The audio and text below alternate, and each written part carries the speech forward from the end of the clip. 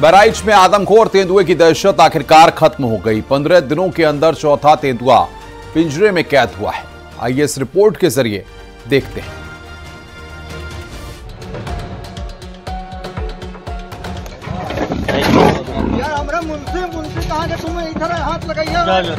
तेंदुआ गुस्से में लोगों को देखकर गुर्रा रहा है। बहराइच में जहां कई महीनों से लोग भेड़ियों से आतंकित थे, तो वहीं तेंदुआ भी परेशानी का सबब बना है। पिछले 15 दिनों में यहां 4 तेंदुए पिंजरे में कैद हो चुके हैं। ये तेंदुआ ककराहा रेंज के बेझा गांव में शिकार की तलाश में आया था, लेकिन वन विभाग ने उसे पकड़ने के लिए पिंजरा लगाया था। तेंदुआ आया, लेकिन इस बार चकमा नहीं दे पाया और वो पिंजरे में कैद हो गया, जो पिछले कुछ दिनों से लोगों के लिए खतरा बना हुआ था। ग्रामीण तेंदुए के लगातार हमलों से डरे हुए थे।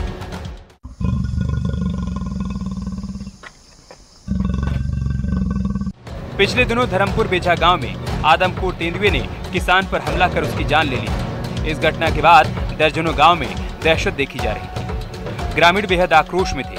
वन विभाग से तेंदुए को पकड़ने की मांग की गई थी। वन विभाग भी तुरंत एक्शन में आया और तेंदुए को पकड़ने के लिए पिंजरा लगा दिया और आखिरकार तेंदुआ पिंजरे में कैद हो गया।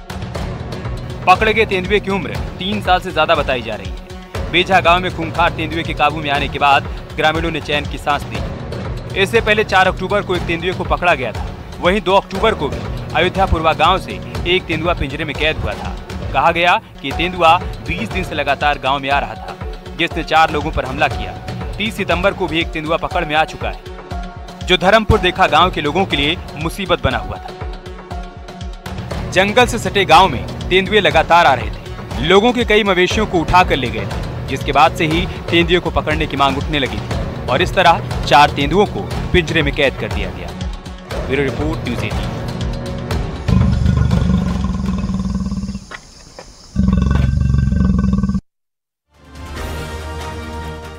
इधर बांदा से एक चौंकाने वाली खबर सामने आई है। एक शख्स पोस्टमार्टम हाउस में अपने पिता का शव लेने गया, लेकिन आरोप है कि वहां उससे 2000 रुपए मांगे गए और इसके बाद शख्स कुल्हाड़ी लेकर आ गया, जिसके बाद बहुत देर तक हंगामा होता रहा।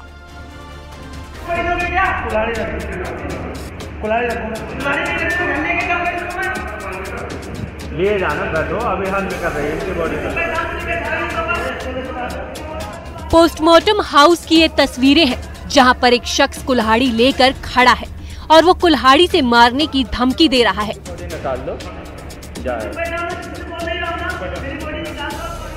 मौके पर पुलिस भी है, लेकिन किसी की हिम्मत नहीं हो पा रही कि उस शख्स को रोका जाए। वो बेहद ही गुस्से में है।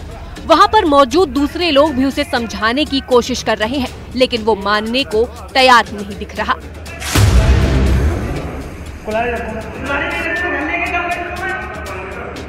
लिए जाना बैठो, अभी हम कर रहे हैं इनकी बॉडी।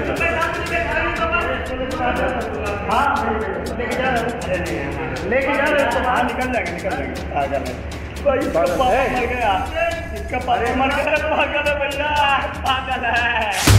दरअसल गुस्से में दिख रहा ये शख्स पोस्टमार्टम हाउस में अपने पिता की बॉडी लेने आया है, लेकिन इसका आरोप है कि बॉडी उसे नहीं मिल रही, क्योंकि उससे 2000 रुपए मांगे जा रहे हैं और उसके पास 2000 रुपए नहीं है।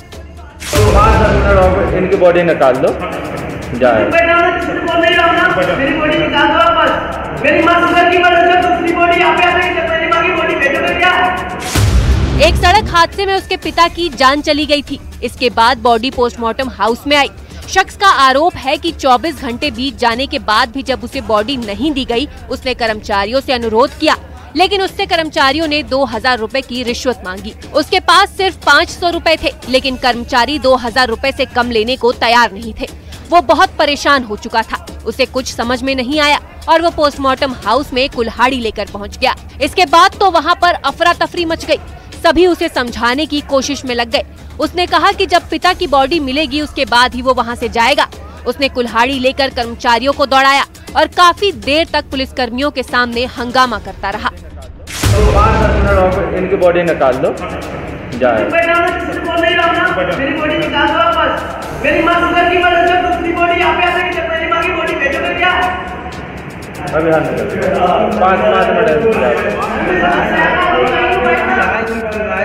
5 मिनट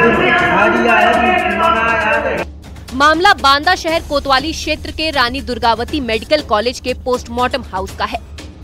बड़ोखर गांव के रहने वाले उदय भान के पिता भोला की सड़क हादसे में जान चली गई थी। उदय भान कानपुर में था। जब उसे हादसे के बारे में पता चला तो बांदा चला आया। उदय भान का आरोप है कि पिता की डेड बॉडी पोस्टमार्टम हाउस पहुंच गई थी। वो दिन भर पोस्टमार्टम हाउस में रहा, लेकिन पोस्टमार्टम के बाद भी डेड बॉडी उसे नहीं सौंपी गई। वो अगले दिन भी बैठा रहा, लेकिन कोई सुनवाई नहीं हुई। उसने देखा कि दूसरी डेड बॉडी जो बाद में आई थी, उनका पोस्टमार्टम करके उनके परिजनों को सौंप दिया गया था। इसके बाद उसका सब्र जवाब दे गया और उसने कुल्हाड़ी लाकर हंगामा खड़ा कर दिया। जब पोस्टमार्टम के बाद डेड बॉडी मिल गई, तब वो शांत हुआ। बांदा से न्यूज़ 18 के लिए उमाशंकर मिश्रा की रिपोर्ट।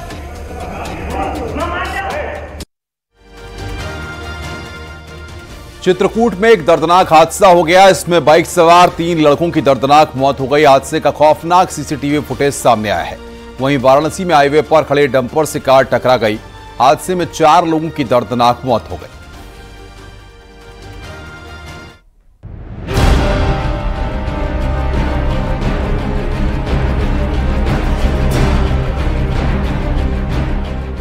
सड़क पर भीषण हादसा, ट्रक से टकराई तेज रफ्तार बाइक। चित्रकूट से ये बेहद ही खौफनाक वीडियो सामने आया है, जहां एक बाइक पर 3 लड़के सवार थे। बाइक की स्पीड काफी तेज थी। बाइक चलाने वाला सड़क पर खड़े ट्रक को देख नहीं पाया, जिसके बाद तो भयानक एक्सीडेंट सामने आया। बाइक में सवार तीनों लड़के हादसे का शिकार हो गए। तीनों सड़क पर लहूलुहान थे। हादसे के बाद मौके पर लोगों की भीड़ जुटने लगी। पुलिस को भी सूचना दी गई। पुलिस तीनों को अस्पताल ले गई, जहां 2 लोगों की मौत हो चुकी थी।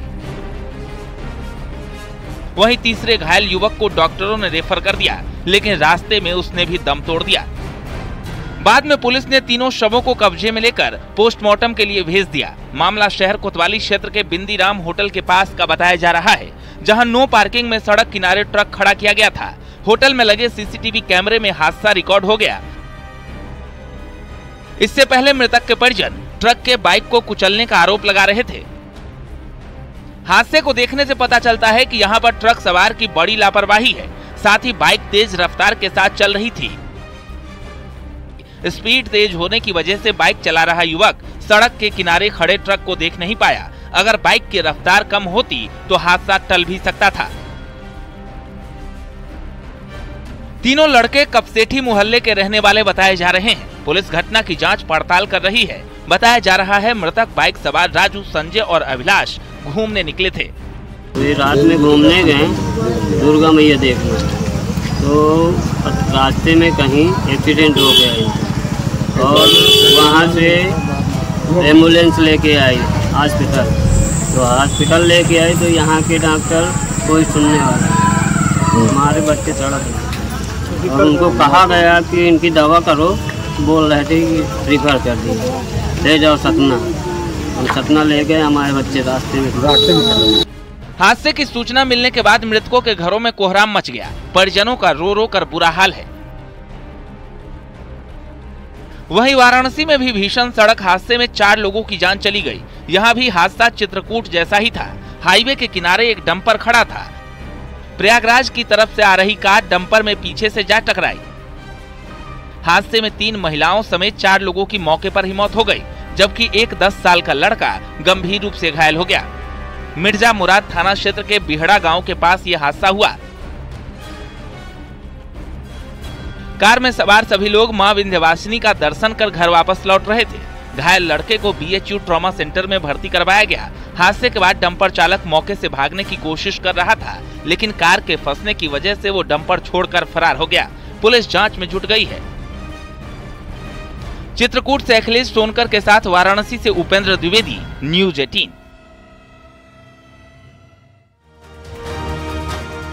नेपाल सीमा से भारत में चाइनीज लहसुन तस्करी कर लाया जा रहा है। महाराजगंज में कस्टम विभाग की टीम ने बड़ी कार्रवाई की और बड़ी मात्रा में चाइनीज लहसुन नष्ट किया गया। इसी के साथ चाइनीज आम और कीवी भी नष्ट किए गए।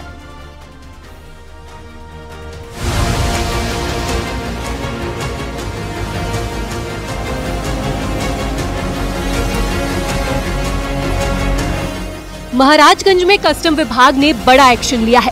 भारत नेपाल सीमा पर कस्टम विभाग ने नेपाल से तस्करी कर लाई गई 13 टन चाइनीज लहसुन, 1.5 टन चाइनीज आम के अलावा 3800 किलोग्राम चाइनीज कीवी को बरामद करने के बाद नष्ट कर दिया। नौतनवा इलाके में कस्टम विभाग की कार्रवाई से तस्करों के बीच हड़कंप मच गया। बॉर्डर एरिया में पिछले 1-1.5 महीने में काफ़ी निवारक कार्रवाई की गई है। उसमें काफ़ी लहसुन सीज किया गया है जो चाइना से आया हुआ था, ऑफ रूट से स्मगल होकर के इंडिया में आ रहा था और इसको ऑनवर्ड ट्रांसपोर्टेशन करना था। तो इसमें PQ की रिपोर्ट आई है जिसमें इसको not fit for human consumption और प्रोहिबिटेड बताया गया है, इसीलिए इसको डिस्ट्रक्शन करवाया जा रहा है। चाइनीज लहसुन के बारे में कहा जाता है कि इसमें मौजूद फंगस से गंभीर बीमारियां हो सकती हैं। साथ ही चाइनीज लहसुन में कीटनाशकों का स्तर भी काफी ज्यादा है। कीड़ों से बचाने के लिए इस पर मिथाइल ब्रोमाइड का भी इस्तेमाल किया जाता है, जिसकी वजह से इस लहसुन को खाने से पेट की बीमारियां जैसे अल्सर, इन्फेक्शन आदि होने का खतरा रहता है। इस जहरीले लहसुन के सेवन से किडनी से जुड़ी बीमारियां हो जाती हैं।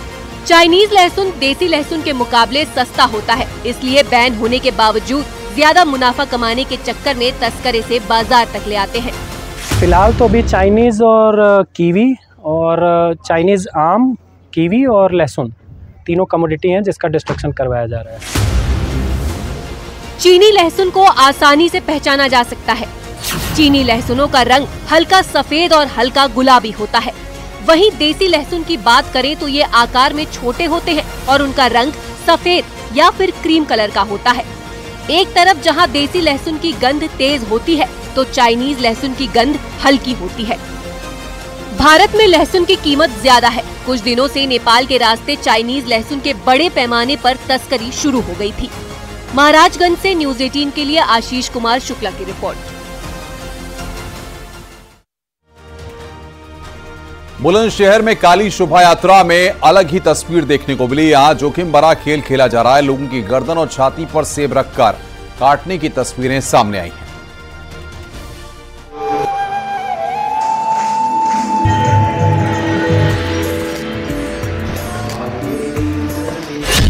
देश भर में नवरात्रि की रौनक है, वहीं नवरात्रि के मौके पर अलग अलग जगहों पर कार्यक्रम भी हो रहे हैं।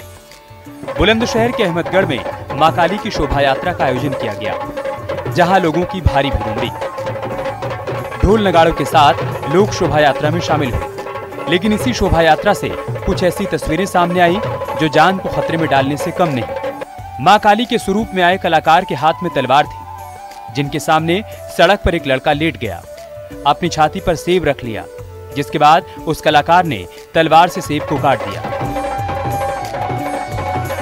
एक और लड़का सड़क पर लेटा, पहले उसने सेब को अपनी छाती पर रखा, लेकिन इसके बाद उस कलाकार ने वो सेब उसकी छाती से उठाकर उसके गले पर रख दिया और थोड़ी देर में उस सेब को तलवार से काट दिया। लेकिन ये बेहद ही जोखिम भरा हो सकता था, क्योंकि तलवार जैसी भारी भरकम चीज थी। अगर थोड़ी सी चूक हो गई होती तो लेने के देने पड़ सकते थे, क्योंकि गर्दन बेहद ही नाजुक होती है। लेकिन हैरानी की बात यह है कि शोभा यात्रा में लोगों के ऊपर सेब कटवाने की होड़ लगी रहती है। नवरात्रि में मां काली की शोभा यात्रा का लोगों को बेसब्री से इंतजार रहता है। स्थानीय लोग शोभा यात्रा पर पुष्प वर्षा करते हैं। श्रद्धालु शोभा यात्रा में शामिल होकर झूमते हैं। Bureau report, news 18।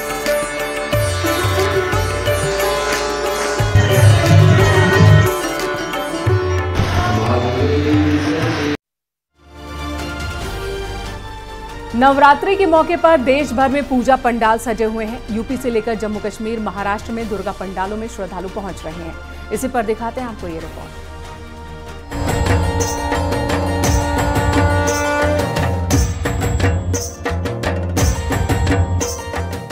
ये तस्वीरें देखिए, जम्मू कश्मीर के श्रीनगर से आई हैं। आर्टिकल 370 हटने के बाद हिंदुओं के त्योहार भी धूमधाम से मनाए जा रहे हैं।